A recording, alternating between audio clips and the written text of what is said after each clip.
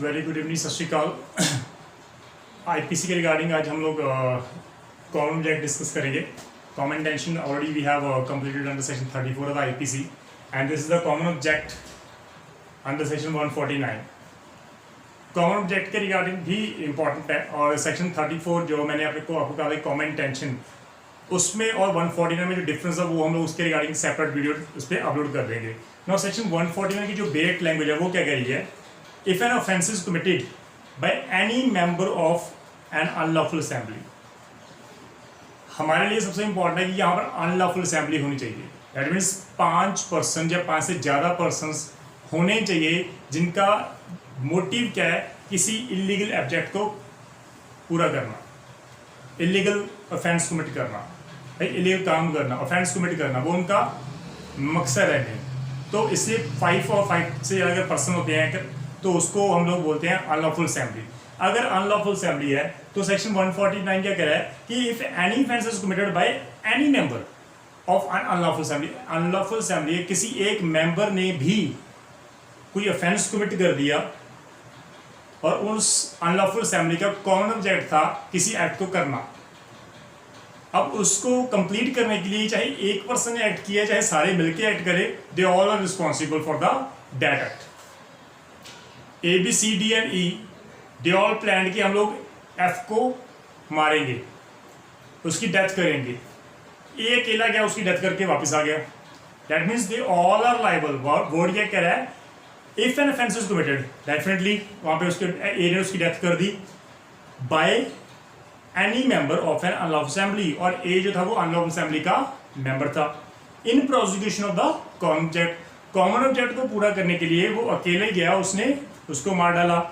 सो सच member जो unlawful assembly का है उसको नॉलेज थी कि इस मकसद को, इस ऑब्जेक्ट को कोई भी पूरा कर सकता है, एक भी कर सकता है, हम सारे मिलके भी उस ऑब्जेक्ट को पूरा कर सकते हैं। तो जिसको भी ये नॉलेज थी वो सारे के सारे रिस्पॉन्सिबल हो जाएंगे अंडर सेक्शन 149। तो दिस इज एन इम्पॉर्टेंट हमारे जो इंग्रीडियंट है सेक्शन 140 के 9 की रिगार्डिंग, क्योंकि काफ़ी इंपॉर्टेंट है हमारे लिए। तो सेक्शन 149 के सबसे पहले हमें अनलॉफुल असेंबली चाहिए। अनलॉफुल असेंबली है क्या? Unlawful assembly means to constitute an unlawful assembly the following 3 condition must be fulfilled. पहली कंडीशन क्या है कि 5 और 5 से ज़्यादा पर्सन हमें चाहिए। उनका कॉमन ऑब्जेक्ट वो होगा जो आईपीसी में सेक्शन 141 सेक्शन में दिया गया है। रॉन्ग असॉल्ट यूज़ करना, फोर्स यूज़ करना, क्रिमिनल फोर्स यूज़ करना, किसी की प्रॉपर्टी को हथियाने के लिए या किसी को ऑफेंस कमिट करने के लिए आप कमिट कर रहे हो, तो ऐसा कोई भी अगर एक्ट कर रहे हो, अगर 5 या 5 से ज़्यादा हो तो डेफिनेटली आपकी अनलॉफुल असेंबली है। तो 5 और 5 से ज़्यादा पर्सन चाहिए। उनका कॉमन ऑब्जेक्ट जो होना चाहिए जो ऑब्जेक्ट 141 सेक्शन में डिफाइन किया गया है। देन वो जो ऑब्जेक्ट होगा वो इलीगल चाहिए, क्योंकि अगर वो इलीगल नहीं है तो उसकी लायबिलिटी नहीं है। अगर A, B, C, D, E सबका कॉमन ऑब्जेक्ट है कि F के पास पैसे नहीं है, हम उसको पैसे दे देंगे, ये ऑफेंस थोड़ी ना है। तो to do an illegal thing, to do an act which is an offence, जिसको डिफाइन किया कि ये offence under the Indian Penal Code, तब वो सारी की सारी अनलॉफुल असेंबली जो है वो लायबल हो जाएगी। तो ये हमारे जो स्पेशल जो इंग्रेडिएंट थे। तो अनलॉफुल असेंबली को हमने डिफाइन कर दिया कि बेसिकली 5 या 5 से ज़्यादा हमें पर्सन चाहिए जिनका ऑब्जेक्ट होगा जो 145 में डिफाइन किया गया और वो ऑब्जेक्ट इलीगल होगा। दूसरी इंपॉर्टेंट बात अगर मैं कहूँ, यहाँ पर in prosecution of common object word use किया हमने 149 में। In prosecution of common object कोई भी अगर एक्ट कर रहा है, सेक्शन 34 में बोले हुए इन फर्दरेंस ऑफ कॉमन इंटेंशन। यहाँ पर in prosecution of common object हमें जो वर्ड यूज़ किया गया है डायरेक्ट लैंग्वेज में, तो the word in prosecution of common object shows that offence committed was immediately connected with that common object of and the unlawful assembly of which the accused are the member।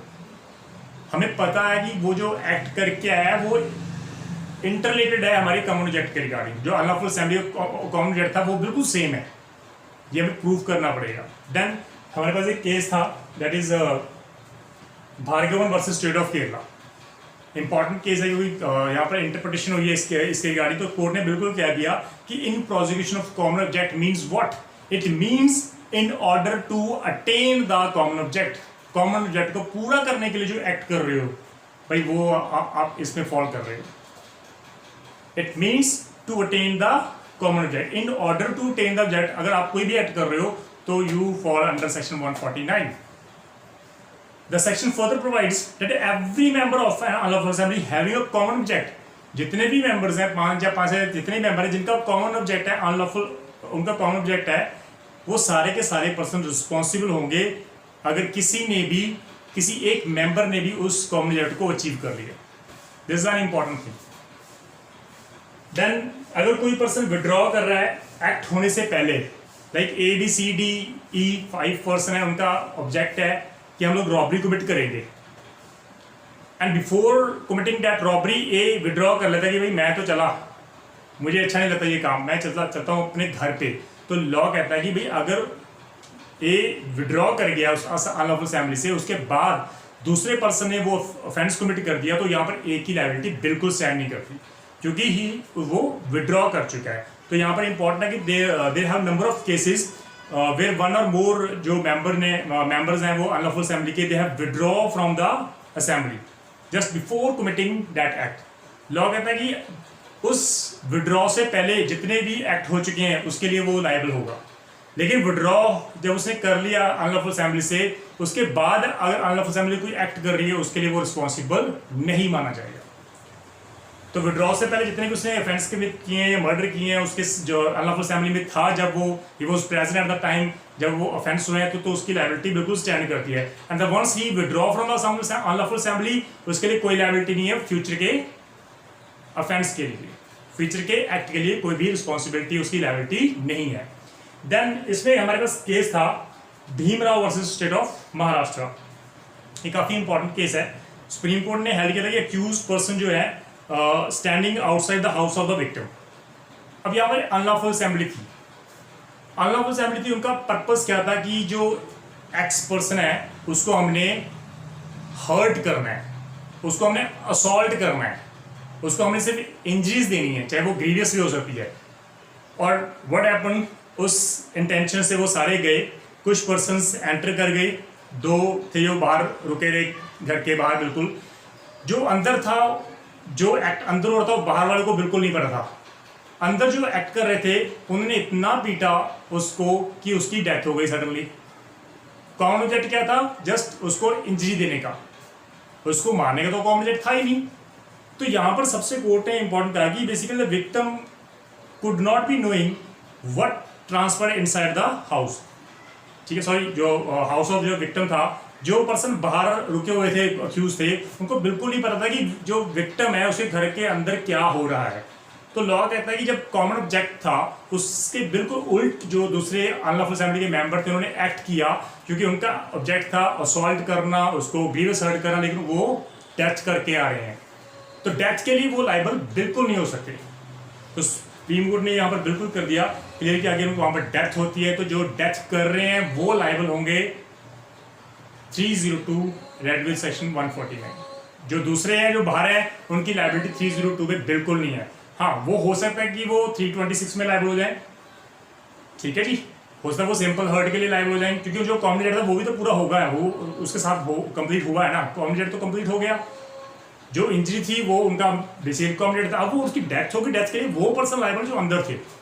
तो ये court ने बिल्कुल clear कर दिया कि जो person outside थे करके वो बिल्कुल भी लायबल नहीं है उस ऑफेंस के लिए जो बेसिकली कॉमन डेट था ही नहीं. Then you another thing, person joining after the act. Act होने से पहले अगर कोई अनलॉफुल असेंबली को ज्वाइन कर रहा है तो उसकी लायबिलिटी फ्यूचर एक्ट के लिए है, पास्ट के लिए उसकी लायबिलिटी बिल्कुल नहीं है. अगर ABCDE 5 पर्सन अनलॉफुल असेंबली में उन्होंने XW का कत्ल कर दिया था, उसके बाद M जो था उन्होंने अनलॉफुल असेंबली ज्वाइन कर ली, तो डेफिनेटली वो X और Y के मर्डर के लिए लायबल कैसे हो सकता है? तो जब वो ज्वाइन कर रहा है उसके बाद जो फ्यूचर ऑफेंसेस होंगे, फ्यूचर में एक्ट होंगे, अनलॉफुल असेंबली जब वो एक्ट करेगी तो उसके लिए वो पर्सन जो है न्यूली मेंबर है वो लायबल होगा, ना कि पास्ट के लिए. ये भी इंपॉर्टेंट है. Then we have a sudden fight. This is an important. Main में नंबर ऑफ टाइम क्वेश्चन आ चुका है, प्री में नंबर ऑफ टाइम क्वेश्चन आ चुका है. क्या अनलॉफुल असेंबली जो है 149 सेक्शन स्टैंड करेगा जहां पर सडन फाइट हो रही है? लॉ कहता है कि जब सडन फाइट होगी तो वहां पर तो ऑब्जेक्ट है ही नहीं बिल्कुल, वहां पर तो किसी की इंटेंशन ही नहीं है कॉमन इंटेंशन, ना ही वहां पर कोई कॉमन ऑब्जेक्ट है। तो सडन फाइट में जो सेक्शन है बेसिकली 149 या सेक्शन 34 वो टोटली इनकैपेबल होता है, वो बिल्कुल एप्लीकेबल नहीं होता, इनएप्लीकेबल होता है। ये इंपॉर्टेंट है because sudden fight all were held individually liable, उनकी सबकी इंडिविजुअली लायबिलिटी फिक्स होगी क्योंकि वहां पर कॉमन ऑब्जेक्ट नहीं है। ये इंपॉर्टेंट है प्लीज। दूसरा, members knew to be likely, this is a word जो हमने बेल एक्ट में यूज किया है। ये वर्ड्स काफी इंपॉर्टेंट है। Members knew to be likely का मतलब क्या है? अब मेंबर न्यू टू लाइकली का मतलब क्या? वर्ड न्यू का क्या मतलब है? न्यू, यहाँ पर न्यू वर्ड यूज किया, न्यू का मतलब क्या है? तो knew used in the second part of the section 149, it implies something more than possibility, something more than possibility. जहां हम ये भी कह सकते हैं कि it cannot bear the sense of might have known, सिर्फ पता होना इट्स नॉट सफिशिएंट। पॉसिबिलिटी से ऊपर हमें पता है, श्योर है, वहां पर हम कहेंगे वो न्यू था, उनको नॉलेज में था कि डेफिनेटली उसका तो कत्ल करना ही करना है। हम करें मिलके या एक भी पर्सन कर दे, हमें पता है कि भाई एक्ट तो होगा ही होगा। यहाँ पर नॉलेज न्यू है, that means something more than the possibility. Further likely word use भी किया है, क्योंकि members to be likely word use किया। तो लाइकली का मतलब क्या है? सम क्लियर एविडेंस, हमें पता है अनलॉफुल फैमिली में सब बिल्कुल क्लियर है कि हाँ इसका तो हमने कत्ल करना ही करना है, कोई भी करे। यहाँ पर बिल्कुल लाइकली वर्ड है, knew, that members knew to be likely, बिल्कुल वहां पर क्लियर है कि ऑफेंस तो हम लोग कमिट करेंगे करेंगे। तो इसलिए वर्ड ये इंपॉर्टेंट है। So the accused not only knew the offence was likely to be committed, सिर्फ अक्यूज को ये नहीं होना चाहिए कि हाँ भी ऑफेंस तो हो गई होगा, उसको ये भी होना चाहिए कि जो ऑफेंस होगा वो हमारा कॉमन ऑब्जेक्ट का पर्पस है, हमारे कॉमन ऑब्जेक्ट को पूरा करने के लिए वो ऑफेंस कमिट करेगा। ये नहीं कि सिर्फ हाँ मुझे नॉलेज थी कि वो एक्ट होगा, अगर वो एक्ट और कॉमन ऑब्जेक्ट में बिल्कुल भी रिलेशन नहीं है तो वो लाइबल नहीं हो सकता 149 में। What is important? Common object को करना ही लाइबिलिटी स्टैंड करती है हमारी 149 में, तो ये भी इंपॉर्टेंट है। यहाँ पर फर्दर एक केस था हमारे पास, मैथ्यू वर्सेस टेरी का केस। इस केस में क्या हुआ, जो पुलिस पर्सन थे, द पुलिस अरेस्टेड 2 पर्सन्स, और उसने जो पुलिस लॉकअप पे उनको बंद कर दिया। Near about 29 accused person they came and they were carrying the deadly weapons, उन्होंने टैग कर दिया ताकि वो 2 पर्सन उसको वो फ्री करके वहां से लेके जा सके। And while doing such act 2 constable की डेथ हो चुकी है।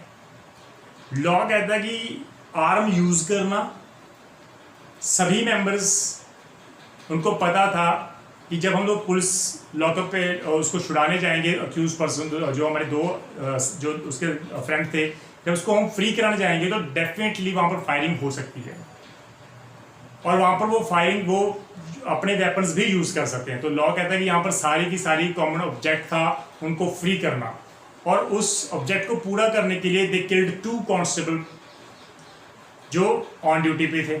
So they all are liable under section 149, that is section 302। तो 302 के लिए liability बिल्कुल उनकी स्टैंड करती है। अब जो इंपॉर्टेंट बात है, एप्लीकेशन ऑफ सेक्शन 149 कब अप्लाई होगा?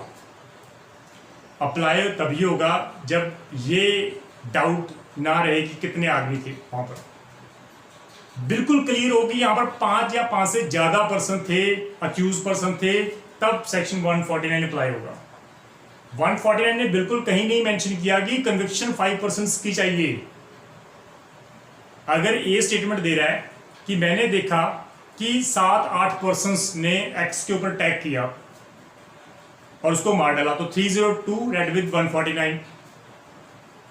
अब वहां पर 2 पर्सन की कन्विक्शन हो गई, बाकी की आइडेंटिफिकेशन नहीं हुई, बाकी पकड़े नहीं गए, तो वो 2 पर्सन की अगर कन्विक्शन हो रही है तो लॉ कहता है कि वो गुड इन लॉ है, क्योंकि वहां पर 5 या 5 से ज्यादा पर्सन थे।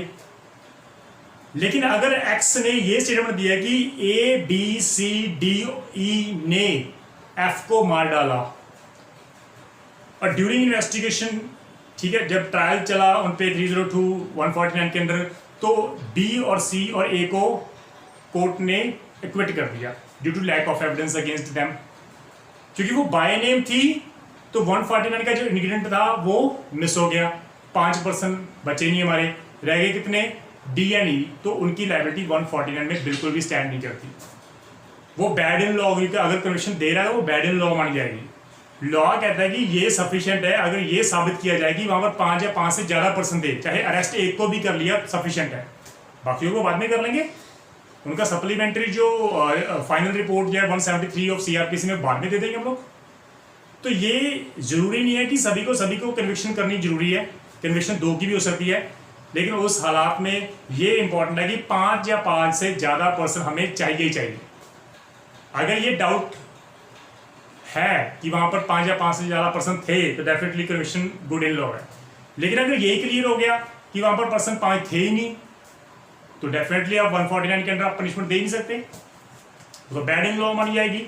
तो ये सबसे इंपॉर्टेंट जो है हमारा सेक्शंस है। तो यहाँ पर सुप्रीम कोर्ट ने इस केस में दलीप सिंह वर्सेस स्टेट में बिल्कुल क्लियर कर दिया, if the evidence establish with certainty that there were at least 5 persons sharing a common object amongst themselves, though the identity of some of them was doubtful, conviction of rest is good in law. But if 5 or more named persons have been charged by name, अगर किसी को charge किया है with committing an offence in prosecution under section common object के regarding, तो अगर by name अगर आप किसी का नाम ले रहे हो तो डेफिनेटली अगर किसी 2 को क्विट कर दिया और बाकी जो कन्विक्शन की अगर वो 2 या 3 बचे, तो डेफिनेटली 149 जो है अगर आप उसमें कन्विक्शन दे रहे हो तो वो बैड इन लॉ मानी जाएगी। तो ये बिल्कुल क्लियर कर दिया दिलीप सिंह वर्सेस स्टेट में। तो this is all about the common object. इसके रिगार्डिंग कुछ केस लॉज और differences between the common intention और कॉमन ऑब्जेक्ट जो है वो हम लोग कल डिस्कस करेंगे गाइस। तो प्लीज़ आप देखते रहना। आप आईपीसी के रिगार्डिंग जो है बेसिकली अगर कोई डाउट्स है, जितने भी हमने जो हमने वीडियोस डाली हैं उसमें रिगार्डिंग अगर कोई भी डाउट्स है तो प्लीज़ आप क्लियर कर लेना, क्योंकि आईपीसी के डाउट्स क्लियर होना बहुत जरूरी है हमारे लिए। Common intention, similar intention fall under section 38, उसके लिए सेपरेट लाइबिलिटी, डिफरेंट लाइबिलिटी है, इंडिविजुअल लाइबिलिटी स्टैंड कर रही है वहाँ पे।